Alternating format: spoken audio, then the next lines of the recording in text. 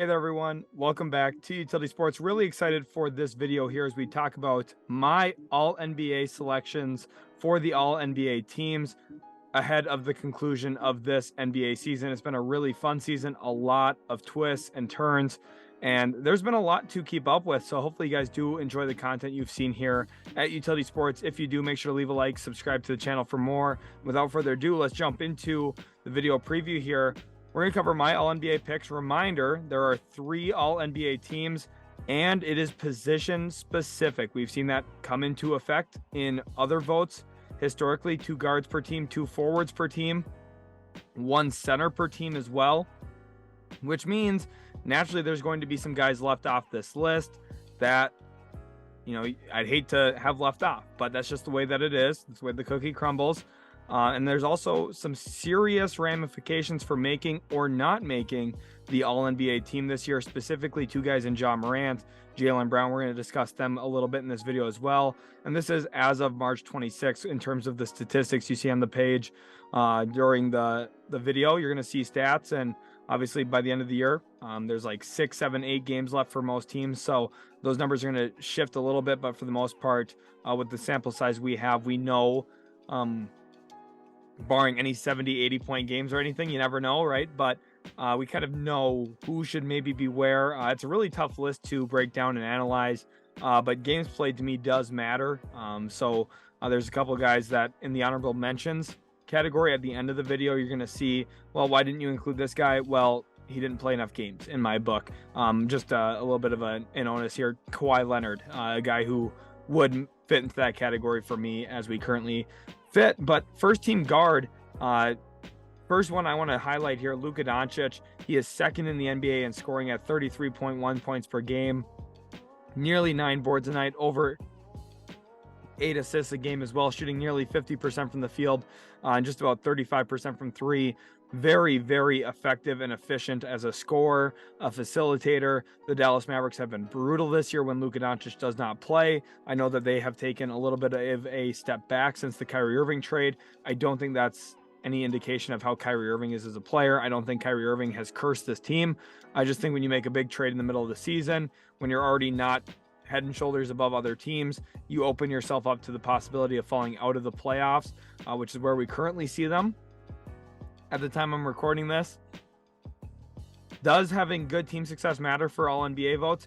Yes, but a guy who's second in the NBA in scoring very efficiently, we know he impacts winning in a positive way. You see that when he doesn't play, his team's not very good. When he does play, the team is typically very good. It's just tough for me to see Luka Doncic being left off of all first team. He's already been a multiple time selection to All-NBA first team. I would be surprised if anything changes here. For this video, it's kind of a combination of what I think should happen plus what I think will actually happen. So it's kind of hit or miss in the middle there of what's really my thoughts and what I think is actually going to end up happening. But Luka, for me, should be and will be a first team guard. And he'll be accompanied by another great guard here. And this is a little bit more of an example of a guy who is more of my opinion instead of what I think might actually happen. SGA for Oklahoma City has been so darn good this year. He's one of the best slashers, if not the best slasher in the Western Conference. The only one really in the league that I 100% know is head and shoulders a better slasher than him in the league is Giannis Antetokounmpo, because Shai this year is actually shooting less 3-pointers a game than Giannis and still averaging roughly the same amount of points, same amount of assists per game as Giannis. Oh, and by the way, he's top 5 in steals, and he's also averaging over a block a game. SGA is probably one of the best, if not one of the best guys to build around in the NBA. Just with his capabilities as a scorer, he's really grown as a facilitator in his time in the league. And defensively, he puts out the effort. He works his tail off, and he's an absolute beast. You think back to that 2018 draft, SGA was a player I really liked going into that draft. I didn't see this out of him, though. And, you know, last year, going into this season, I said the Thunder are a lot closer to being a playoff team than people expect. That was with my thoughts that Chet Holmgren might be playing for them this year. Well, even without him, they've been very, very good this season. It's been a really good story in the NBA this year. I know Thunder fans have been very excited about the potential playoff push in general too. SGA is right at the center of it. To me, he needs first team guard consideration with how good he's been this year. I really just, it's hard to leave off a guy who's scoring 31 points a night and grabbing 5 boards, averaging over 5 assists. And by the way, he's great defensively too. Oklahoma City's been awesome. SGA's, again, right at the center of that. For me, should be a lock, but I do think that national media voting might hurt Shai's chances.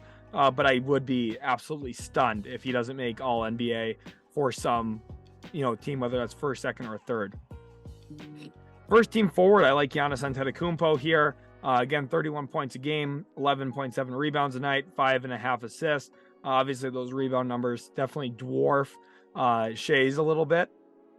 But the three-point efficiency is not nearly there for Giannis. But he is, such a good dynamic slasher downhill. Giannis is one of the best players in the league. If not the best, he's top 2 or top 3. And I don't really think there's an argument against that. Defensively, the work he puts in is incredible, whether that's as a help defender, the rare occasion that he's actually on ball, he does a very good job there as well. And one thing I want to praise about Giannis is his ability to play in a variety of styles.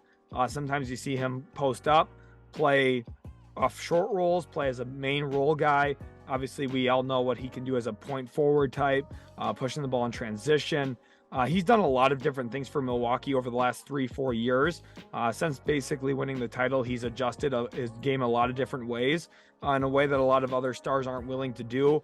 Everyone knows he's one of the hardest workers in the league. He shows that night in, night out. But I do think Giannis deserves a lot of love for his actual skill set too. There's not a lot of players who'd be great in a variety of roles like Giannis is. I know typically people overlook his skill set, call him run and dunk man. To a degree, yes, that's a little bit true. His game's very predicated off of size and athleticism. But there's a lot of guys who've been very big and very athletic in the past that do not find the success that Giannis has found.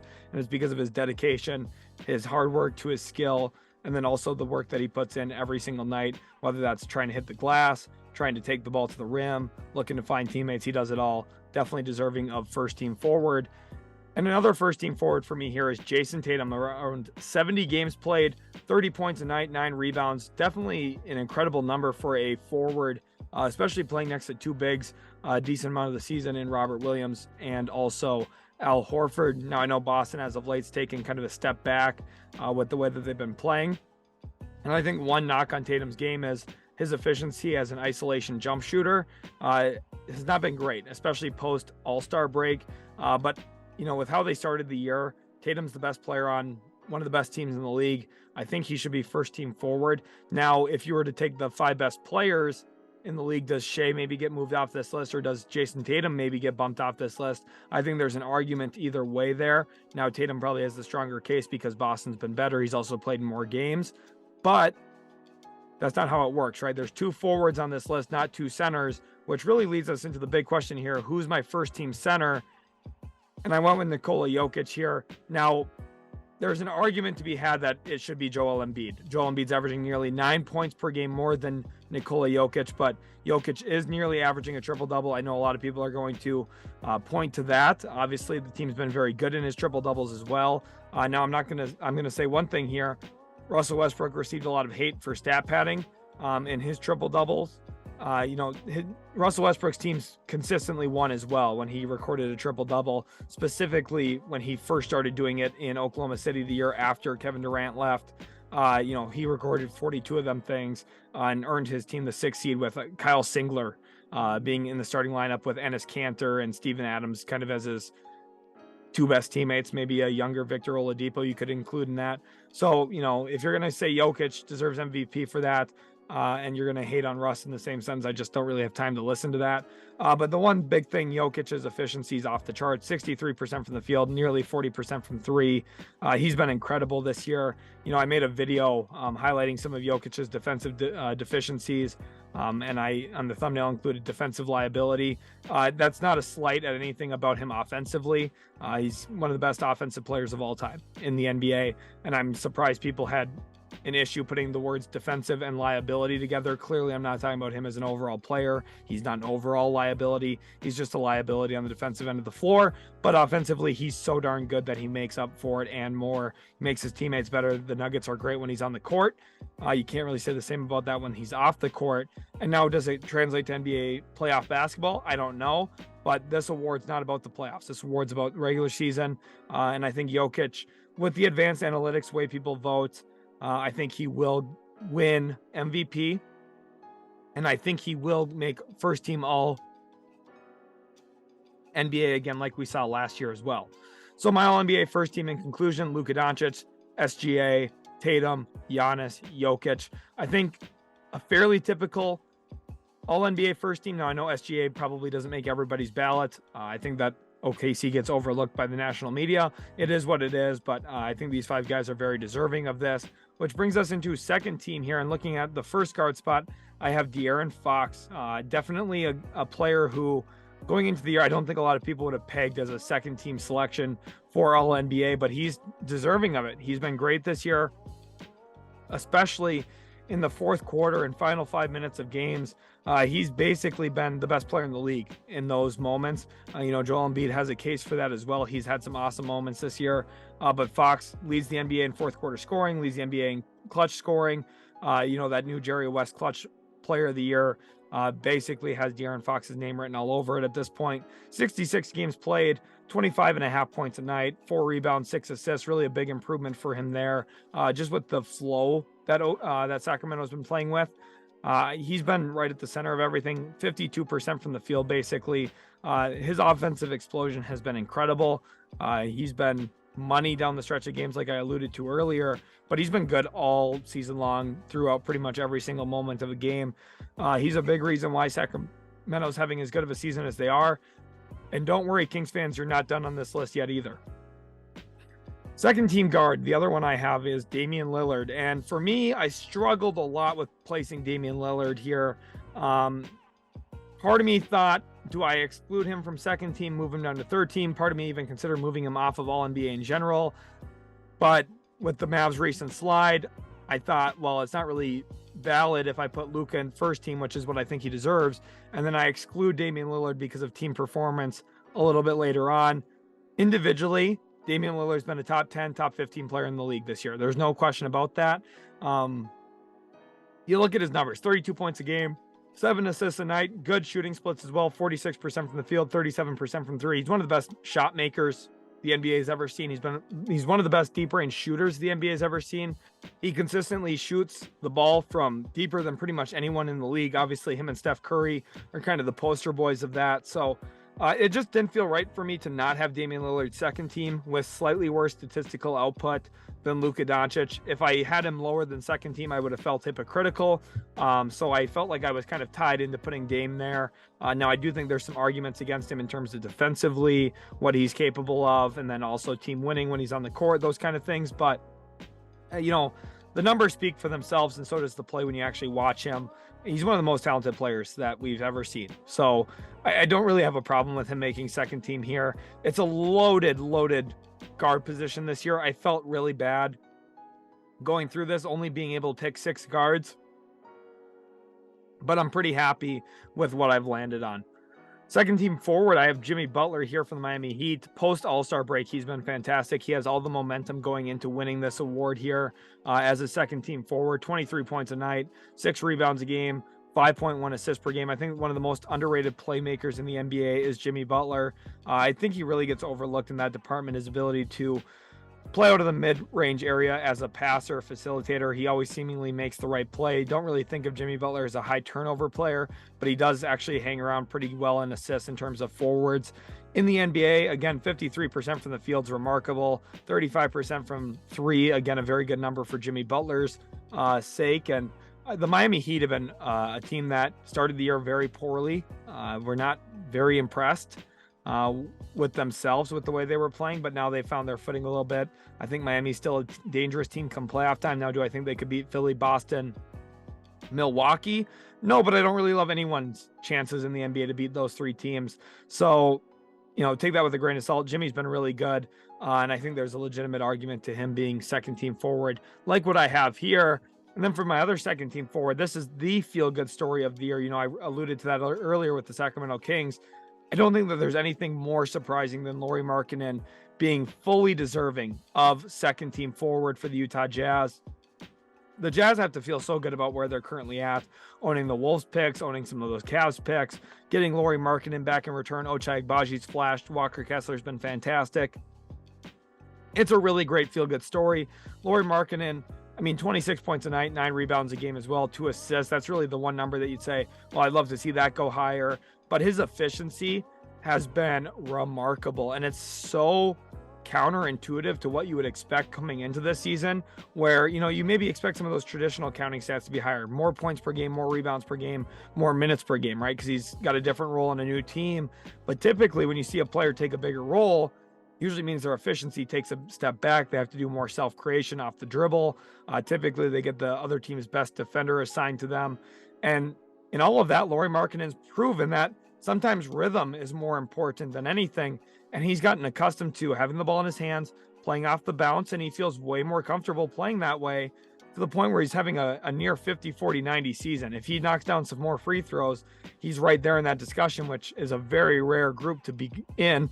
And I just don't think that there's any way you can exclude Lauri Markkanen from All-NBA this season. I have him here second team. I think there's an argument you can maybe flip him down to third team with another forward we're going to talk about later, who's been a part of a little bit more winning.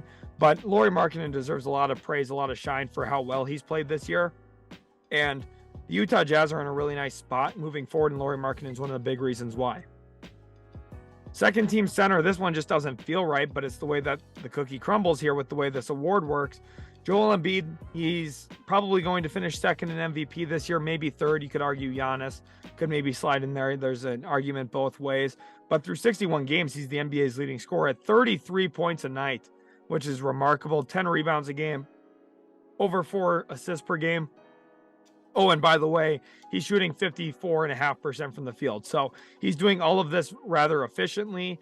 He shoots an okay percentage from 3 as well on limited attempts, just a little bit of around 3 attempts per game from 3. So 34% is pretty good for a big man, considering the way that he likes to play. But he's probably the most dominant offensive scoring player in the league right now. If not him, then Luka Doncic. Of course, it just does not feel right that Joel Embiid is second team. Now, he's probably going to be eligible for first team forward as well. Last year, the NBA made him and Jokic eligible at forward. There's a good argument to be had that, they both deserve it. I think that they do. They probably are going to finish 1 and 2 in MVP this year, like I said. But the way that this award works, the way that it worked last year, Joel Embiid did not make first team. He actually made second team as a center. Now, based on my own personal opinion, I think Embiid has a very strong case to be made for the MVP. But at the end of the day, whoever gets it, tomato, tomato, I guess. It's tough to say that because it's supposed to be the most prestigious award. I've kind of lost interest in talking about it just with the way the national media covers the MVP. It's just a little lazy and sloppy, honestly. And, every time you reference true shooting percentage, I get a little bit more bored, honestly. So it's just the way it is.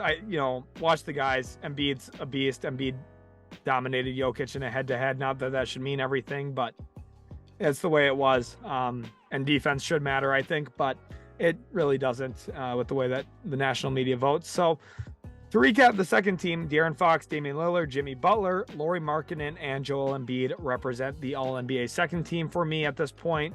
And then third team guard, Donovan Mitchell. He's been great this year for Cleveland, 27.5 points a game, 4 boards, 4.5 assists, and very good shooting splits as well. 48% from the field, 38% from 3. Obviously headlined by a 71-point game this year. That was kind of his big dominant performance, right? Him and Damian Lillard both popped off for 71 this season. And Donovan, he's been very good. Cleveland's been very good this season. They're a dangerous team. Now, do I think they're a year or two away from really competing with the Phillies, the Milwaukees, the Bostons of the world? Yes, but Donovan Mitchell, with his scoring output, especially with what we've seen him do in the playoffs before, multiple 50-plus point games in the postseason, if he's healthy, if this Cavs team's healthy, they're not a team you want to play against. And for Donovan, it's interesting because we see Lauri Markkanen actually make a higher All-NBA selection than Donovan Mitchell in this video, which is, funny. But Donovan Mitchell is definitely well deserving here of all NBA consideration. I strongly considered him for second team guard as well, but I landed ultimately on him as third team guard. I'm interested to hear where you guys have everybody ranked as well. So drop your all NBA team selections down in the comments section. Third team guard here. This one was probably the most painful one in the entire video to choose. Steph Curry of the Golden State Warriors. At the time I'm recording this, he has played 49 games, averaging basically 36 and 6 on, oh, by the way, essentially 50% from the field, 43% from three, and who even cares what the free throw percentage is? Steph Curry. The guy's the best shooter we've ever seen play the game. And I said I cared about numbers in terms of games.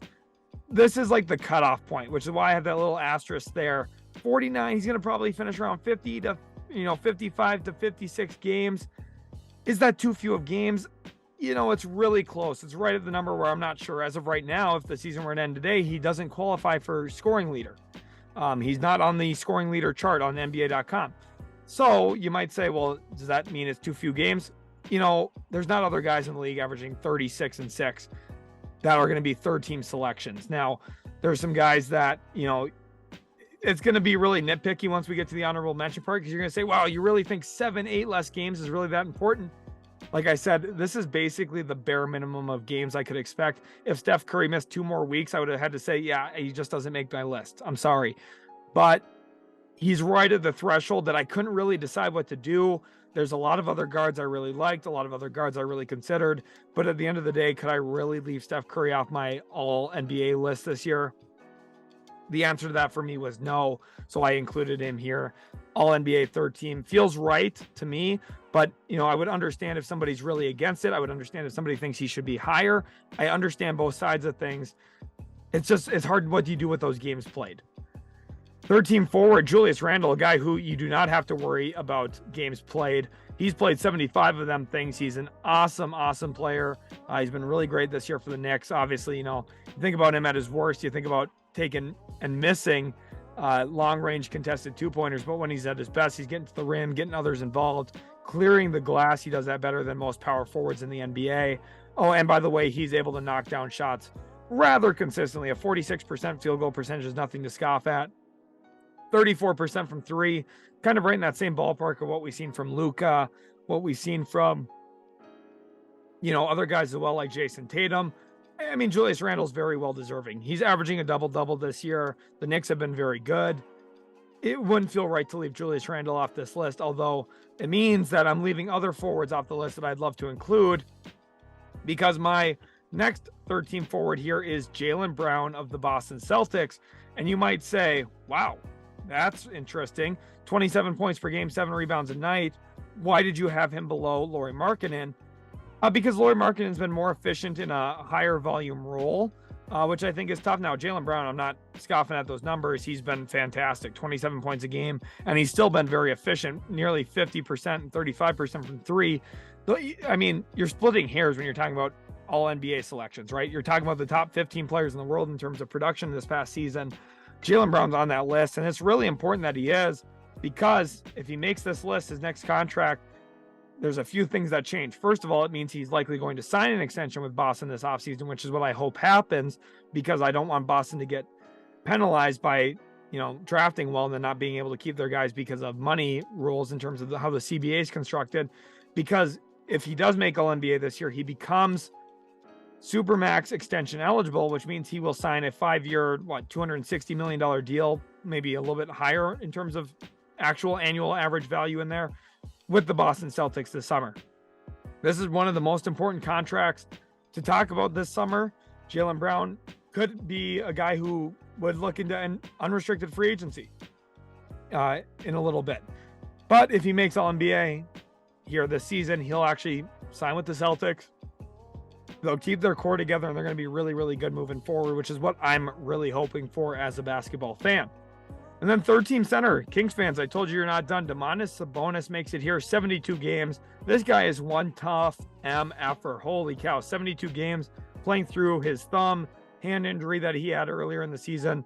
Now, third team center, you might argue, well, okay, is the third team center really a top 15 player? Probably not. There's, forwards, there's guards that I left off the list because I had to with the way the rules work. And Domantas Sabonis is the benefactor this year of that. But I mean, he's the rebound leader in the NBA. He's also averaging 19 points per game, which is the lowest total of anyone who made All NBA this year for me on this list. But he is averaging over 7 assists a game. He's doing very similar stuff to what Nikola Jokic is doing, honestly, in terms of efficiency. 61% from the field, 35% from the three-point line. Sabonis has been really, really great this year. And all the love that Jokic gets, I think some of it should go towards Sabonis as well, because he has a very similar play style. Now, he's not quite as good. I don't think he's quite as dynamic as a scorer. And I don't think he's quite as dynamic as a passer either. Obviously, a lot more of his assists come through some of the dribble handoff sets, back cut sets that they have there in Sacramento, whether that's Herter or Keegan Murray moving off some of those handoffs. And then also some guys shooting out of the corner like Malik Monk consistently does as well in Sacramento. They found a lot of success this year, though. The Kings are loaded up for awards. Brown's going to get Coach of the Year. Malik Monk should be in consideration for sixth man. They have 2 All-NBA guys here from this video, and Fox and Sabonis. So everything's going well in Sacramento. Hashtag light the beam. I'm really happy for them that they've had such a good season. So in conclusion, my All-NBA third team: Donovan Mitchell, Steph Curry, Julius Randle, Jaylen Brown, and Domantas Sabonis. Feels like a pretty good group to me. And then honorable mentions. This is part of the video where I kind of cover my tail, so the comment section doesn't get too mad at me. Kevin Durant. The reason I left him off: games played. He's played 7 or 8 less games at this point than Steph Curry. Might seem like I'm splitting hairs, but in comparison to the 30 less games he's played than Julius Randle, I think it's a really good argument. And then also the 25 less games he's played than Jaylen Brown. It just doesn't really seem fair to them to exclude them in favor of him. Same thing with LeBron James here, who actually made his debut the day I'm recording, or his return, the day I'm recording this. James Harden, he's around 53, 54 games, so games played kind of comes into it, but I also think that Steph Curry's just been better this year, and I felt like I can't have James Harden on here and not Steph Curry, even though Harden does lead the league in assists. He's also averaging about 21, 22 points a game this year. Remember last offseason, I told everybody not to write off James Harden. He's back this year as a near All-NBA level player, and there's a real argument for him to make it. I wouldn't even be surprised if, he gets a good number of votes, given the fact that some people might be turned off by Steph Curry's games played. John Morant, I left him off because of the optics and the suspension that obviously plays into those optics. I think it does hurt his chances of making All-NBA, although just like Jaylen Brown, he would be in line for a Supermax if he were to be picked into All-NBA this year. That would automatically trigger into his contract, but he might have cost himself a lot of money this year with a little bit of a gun flash at a strip club. Trae Young, left him off because of competition. Same thing with Kyrie Irving. Those two guys, most years, the numbers they put up, you think, okay, that's for sure a lock to be an All-NBA player. This is what I said. There's 4-5 guards here on this list in honorable mentions that I thought had serious All-NBA consideration, and most years maybe make it. But the NBA is so loaded this year in terms of the production, the statistical output, that these guys get left off the list. Another one of those is Jalen Brunson, who's been great for the Knicks this year. I love Jalen Brunson's game as a Mavs fan myself. I've seen that guy play so many times, and I've really loved watching him in New York kind of take in that bigger role that I thought he was deserving of. And then Pascal Siakam for Toronto. I like his game too, just competition this year with the way Lauri shot the ball, Jaylen Brown. The forward spot, you might say, oh, it's open, whatever. Kawhi Leonard, another honorable mention too, but I think that the guys I put in there were very deserving of it. I hope you guys did enjoy this video. Thank you so much for watching. Make sure to leave a like, subscribe to the channel for more if you did enjoy, then also leave your all NBA selections down in the comment section below. Thanks again so much, and we'll catch you in the very next Utility Sports video.